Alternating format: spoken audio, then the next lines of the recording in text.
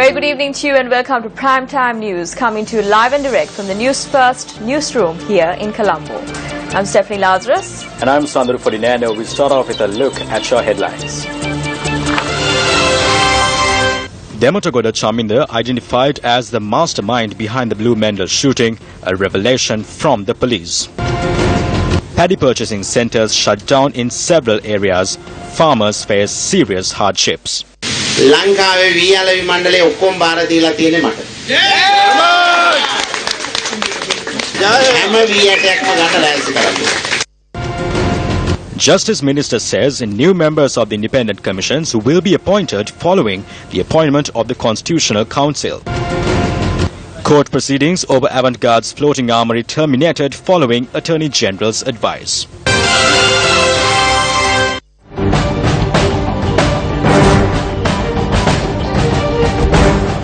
A group of representatives of the Government Medical Officers Association called on President Maithripala Sirisena this afternoon. The meeting between President Maithripala Sirisena and the members of the Government Medical Officers Association took place at the Presidential Secretariat today. The GMOA had requested the President to resolve the issues surrounding the wages of government medical officers while protecting the state salary policy.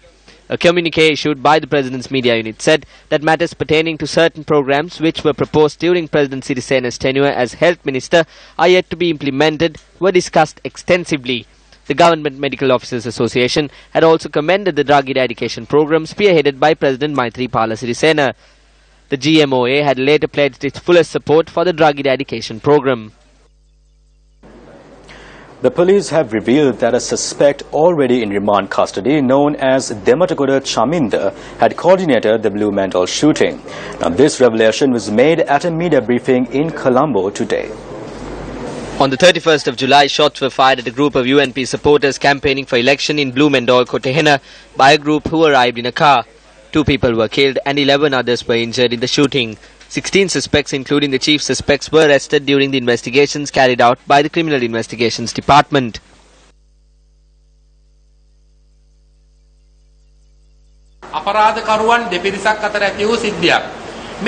This is a clash that took place between 2 criminal groups who used to work together some time ago. One of the factions are headed by Dematogoda Chaminda and his brother Dematogoda Ruwan. Dematogoda Chaminda is a suspect in the killing of Bharata Lakshman Premachandra and is currently under remand custody. On the day of the attack in Blue Mendel, 2 members of a rival gang, Army Sampath and Sanka, were in the same area as the UNP supporters, who in fact were the real targets. It was Dematogoda Chaminda who had masterminded the operation from prison.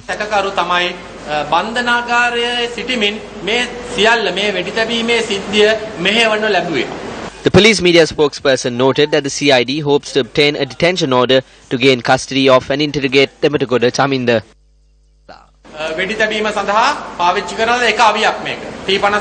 This was one of the firearms which was used for the shooting. We were able to find bullet casings of a T-56 firearm as well as a rifle itself along with 22 rounds of ammunition. The 3 others connected to the shooting who travelled in the vehicle have been identified. One person is Veera Kodiralage Jude Priyantha Francis alias Juda. The second suspect is Kalutara Vithanalage Siriwardana alias Abdin Jagat. And the third is Herat Mudyansalage Nuwan Mihiraka Bandara Kularatna alias Nevi Nuwan. Nuwan Mihiraka Bandara Kularatna namati පුද්ගලයා Nevi Nuwan යන අන්වර්ථ නාමයෙන් හඳුන්වනවා. No, there is no political connection. The witnesses present at the location gave evidence during the murder investigation. A number of accounts say that Army Sampath and Sanka were at the location. The magisterial inquiry into Avantgarde's floating armoury at the Galle harbour was terminated today. Well, the case was taken up for several days before Colombo Additional Magistrate Nishantha Piris. And when it was taken up today, it was revealed that the case was terminated upon the Attorney General's advice. The Attorney General has also instructed that the passport of Avantgarde's chairman Nisanka Senadipati, which was impounded, be released. Stock of weapons found in the Mahanura vessel docked at the Galle harbour. Foreign travel of the owner of the Mahanura vessel, Avantgarde Security Services chairman Nisanka Senadipati, suspended. Court rejects lifting of travel ban on Nisanka Senadipati. Criminal Investigations Department opposes plea made to court by Avantgarde to use an alternate vessel as a floating armoury. Court grants permission for weapons to be transferred to another vessel. Court order issued preventing former Defence Secretary Gotabaya Rajapaksa from travelling overseas lifted. Attorney General recommends temporary suspension of the magisterial inquiry into the floating armoury. Court case terminated. Nisanka Senadipati's travel ban lifted. The JVP has highlighted the importance of the immediate appointment of the members of the Constitutional Council. Minister of Justice Vijaydas Rajapaksa said that this will be fulfilled when Parliament reconvenes on the 22nd of this month. The Constitutional Council, which was established by the 19th Amendment to the Constitution, consists of 10 members. The Prime Minister, Speaker and the Opposition Leader will be appointed to the Council by virtue of the position they hold. An MP will be nominated by the President to represent the Head of State in the Constitutional Council. The President must also appoint 5 nominees of the Prime Minister and the Opposition Leader, 2 of whom must be MPs, with the remaining 3 being representatives of civil society. Meanwhile, an MP who does not represent the parties or independent groups led by the Prime Minister or Opposition Leader must be appointed with a majority vote in Parliament. The Speaker will function as the Chairman of the Constitutional Council. According to the 19th Amendment to the Constitution, the President can only appoint the chairpersons and members to the 10 independent commissions following the directives of the Constitutional Council. Since the Prime Minister, Speaker and the Opposition Leader have been appointed, the members could be appointed immediately to the Constitutional Council. The 3 representatives of civil society organizations who have been recommended could be appointed to the Constitutional Council swiftly after the consent of Parliament. Since the next Parliament session was adjourned to the 22nd of this month, we requested the Prime Minister to reconvene Parliament beforehand to establish the Constitutional Council. The Constitutional Council should be established to appoint commissioners to the independent commissions, especially taking into consideration the setbacks at the Bribery Commission. In order to strengthen the Bribery Commission, it is important that the Parliament reassign the officers to the Commission.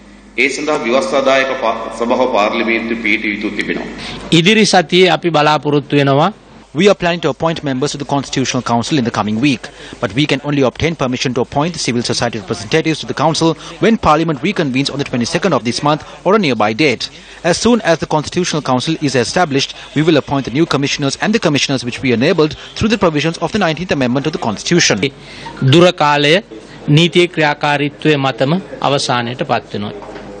The Commission to investigate allegations of bribery or corruption says that legal action has been initiated against 16 persons of various stature over the past 8 months.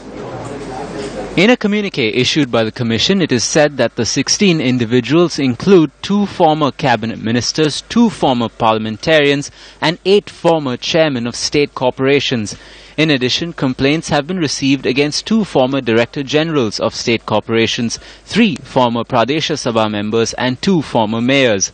The communique states that according to the provisions drawn up by the Bribery Act, the Commission would carry out investigations against these individuals in an unbiased manner, devoid of any political agendas. The Commission says it regrets the accusations levelled against the actions of its commissioners using various individuals, which were completely false and baseless.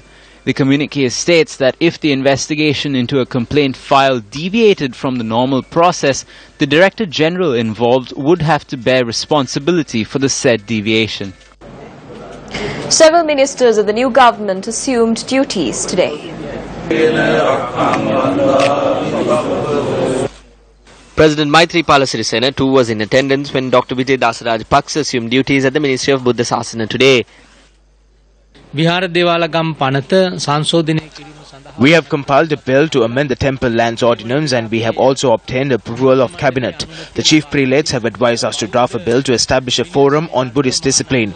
This bill too has now been drafted. In 2018, we hope to hold an international Buddhist forum in Sri Lanka together with all other Buddhist countries in the world. Minister of Home Affairs Vajra Abewardena assumed duties today at the ministry located at the Independence Square in Colombo.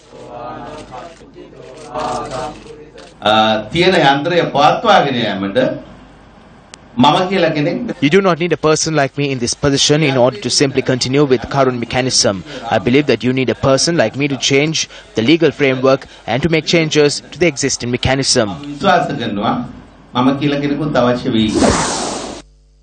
Minister of Education Akila Viraj Karyavasam assumed duties today at Isurupaya in Battaramulla.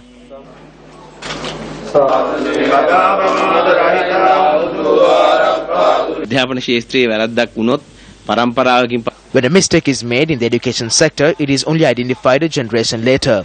We need to take decisions with responsibility. We make decisions for the next generation. We must understand this responsibility, and it is my hope to move forward together with our team, the officials and the educators.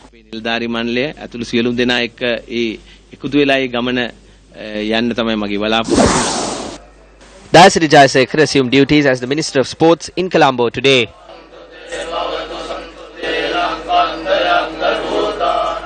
We have come to an era where we work instead of simply criticizing one another. When it comes to sports, I have no politics. Whether you are a UN peer or an SLF peer is not relevant to me in this field. I am prepared to work with anyone who does their work accordingly. I want to work with everyone here in general. Venerable Maduluave Sobitathera and members of the Disanaik family were in attendance today when Navin Disanaik assumed duties as the Minister of Plantation Industries.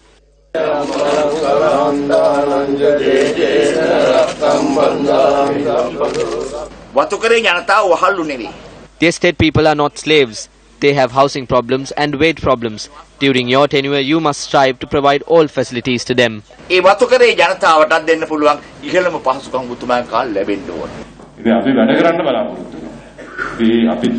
hope to work. The officials must work at the same speed as us. If the officials fail to do this, then we will be forced to take good governance decisions. The people are expecting good things from us. Minister of Internal Affairs, Northwestern Development and Cultural Affairs S.P. Navin also assumed duties today.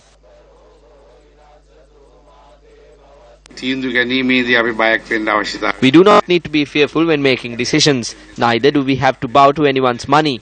I do not need to bow to anyone. I am able to work with the good.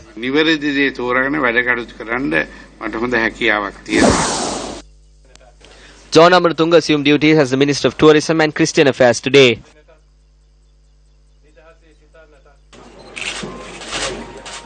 We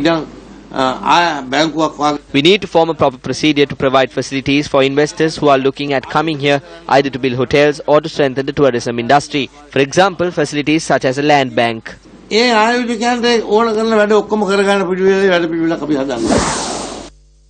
Minister of Disaster Management Anura Predarsneapa assumed duties today following religious observances. We need to pay great attention to natural disasters that may affect Sri Lanka as a result of global warming. Amid all of these factors, we have a responsibility to implement a better program for this ministry.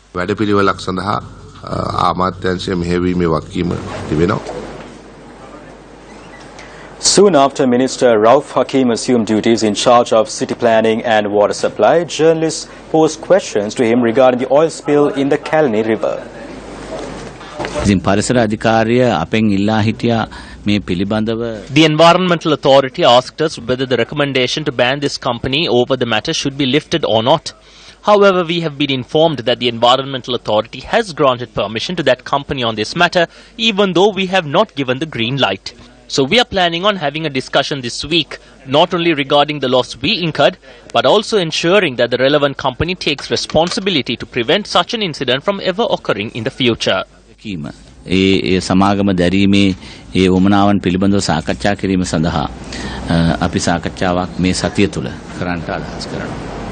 And on this first tonight, farmers in several areas are facing severe hardships due to the closure of the paddy purchasing centres. Farmers disgruntled by the inability to sell their harvest staged a protest in Ampara.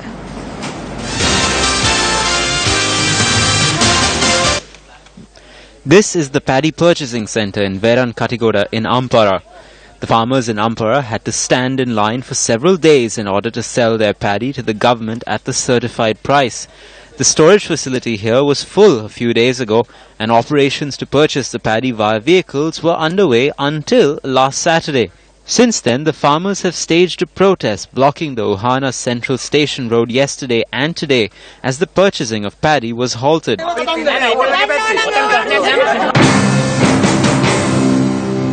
None of the relevant officers are here. One person has been waiting since last Thursday with the paddy they brought. I've been waiting since Saturday. It has been 3 days. We have been suffering here for several days. We have never faced such hardships before. Not a single officer was to be seen at the paddy purchasing centre in Kandalama, Dambola. Last Friday, they told us to come on Monday, that they will purchase the paddy.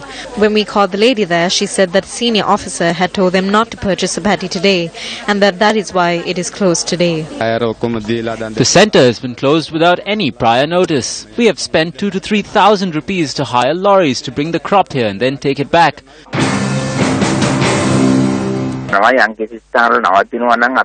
We have to divide it according to the harvest available in each district. There are the allocations. The government does not purchase limitless amounts of paddy. The purpose of this is to increase the market price, and we can see that given the competition in the market, the prices have increased.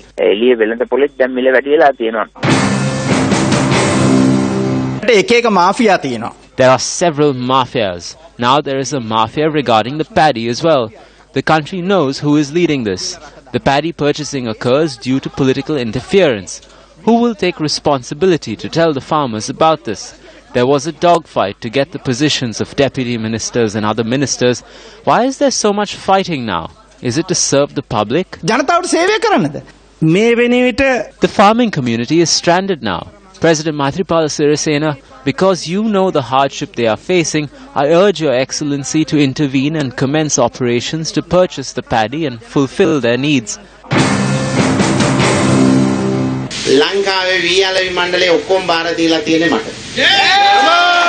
The country's paddy marketing board has been entrusted to me. From now on, even if the paddy is not purchased in other areas, we will purchase every grain in Anuradhapura. I will not leave room for the farmers to suffer in queues. May we remind you that steps are being taken to sell their paddy for a good price, just like the effort put into raising the price of paddy in the country after intervening in the problems of the farmers.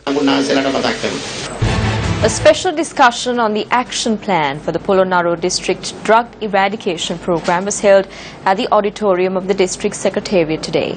The event was held under the patronage of Chaturika Sirisena. Public representatives and officials, including the Chief Minister of the North Central Province, the District Secretary of Polonnaru and the heads of public institutions in the district, participated in the discussion. I have seen how my father fought for this from the benches in the courtroom without a drop of water from morning. I have seen how my father fought with former presidents, officials and businessmen from foreign countries, putting his life on the line. He had a dream and I have a hope about how the next generation of youth, how their society should move forward, about how we should establish a good society for the children with new vision.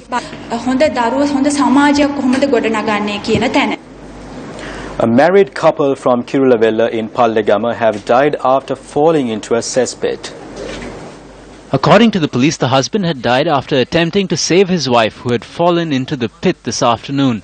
The couple, who were admitted to the Amblyopitiya General Hospital for inhaling toxic gases inside the cesspit, were pronounced dead after admission. 4 people who rescued the couple were also exposed to the toxic gases. I was the third to get in to rescue the 2 of them.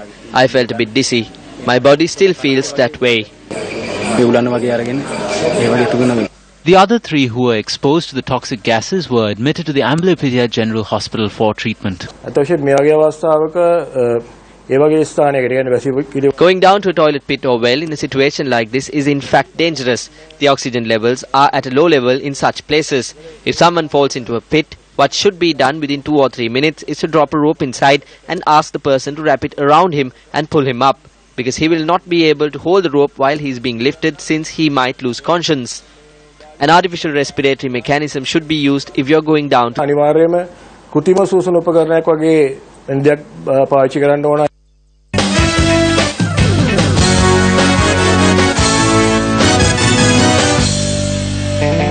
Start off with cricket. SLC head of coaching Jerome Jayaratne has been appointed interim head of coach of the Sri Lanka team for the upcoming home series against West Indies. Jayaratne's appointment came 4 days after Mavanatha Pattu resigned as the national team coach. In more sports news, Srimali Samarakone and Roshan Damika Ranatunga won silver for Sri Lanka at the Youth Commonwealth Games in women's weightlifting and high jump events. The 5th Youth Commonwealth Games are currently underway in the Pacific Island nation of Samoa. Incidentally, this is the largest sporting event to be held in the Pacific Islands. Roshan Damika Ranatunga cleared a height of 2.1 meters to win silver in the men's high jump. Meanwhile, Srimali Samarakone won silver in the 48-kilogram women's weightlifting event. She lifted 54 kilos in the snatch and 71 kilos in the clean and snatch.